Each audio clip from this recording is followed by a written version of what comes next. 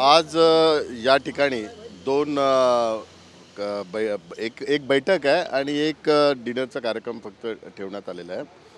आज संपूर्ण देशातील जेवढे आमचे राज्यप्रमुख आहेत 25 राज्यांचे प्रमुख यांची बैठक माननीय मुख्य नेते एकनाथ शिंदे साहेबांच्या आदेशानुसार आज या ठिकाणी आयोजित करण्यात आलेले आहे आणि त्या बैठकीचं नेतृत्व माननीय शिवसेनेचे गटनेते खासदार डॉक्टर श्रीकांत शिंदे हे करत आहेत।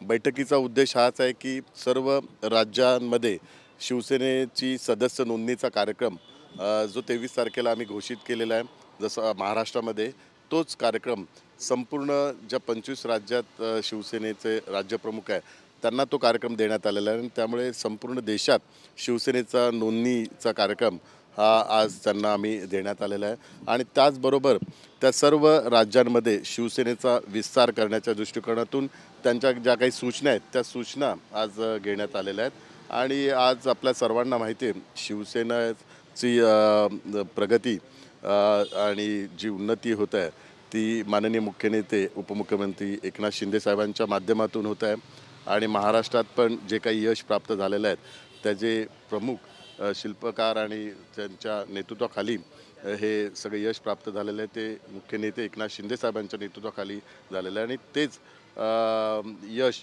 इतर राज्यांमध्ये पण मिळावं या दृष्टिकोनातून आता शिवसेना प्रयत्न करत आहेत।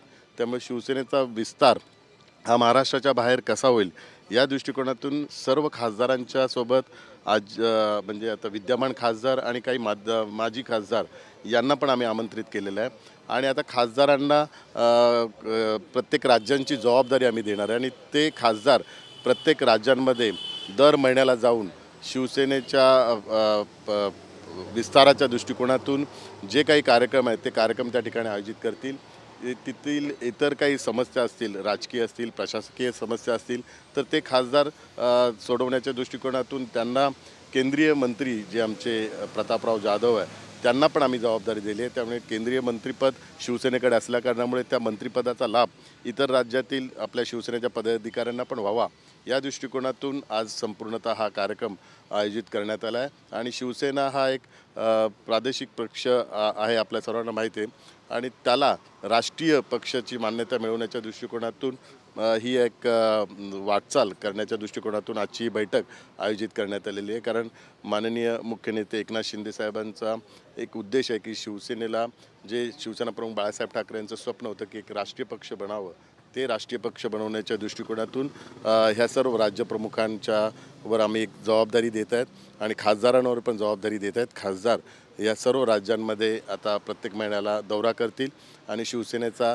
संपूर्ण देशभरात विस्तार करण्याच्या दृष्टिकोनातून प्रयत्न करतील। राहुलजी, सर्व पक्षाच्या आमदारांना बोलवण्यात आलं होतं, खासदारांना देखील बोलवण्यात आलं होतं। सर्व पक्षाचे दिसतात मात्र ठाकरे गटाचे खासदार आणि आमदार या ठिकाणी पाहायला मिळत नाही। आमंत्रण गेलं होतं का व्यवस्थित?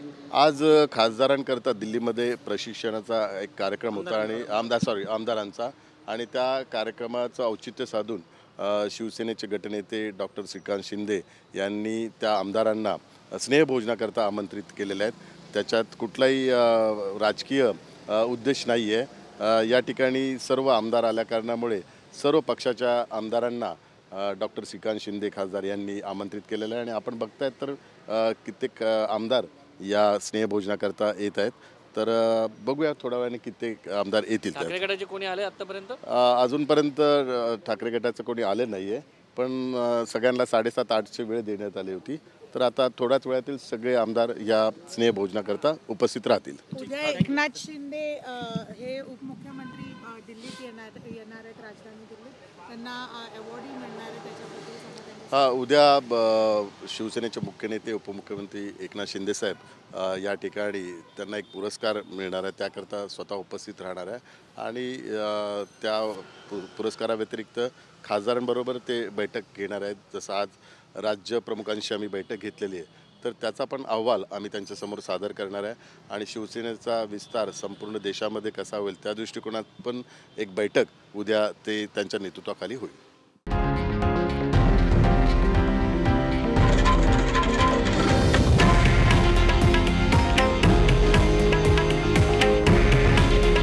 हे आहे देशातील नंबर 1 न्यूज नेटवर्क आणि आपण पाहत आहात TV9 मराठी. काळजी तुमची, हित महाराष्ट्राचं.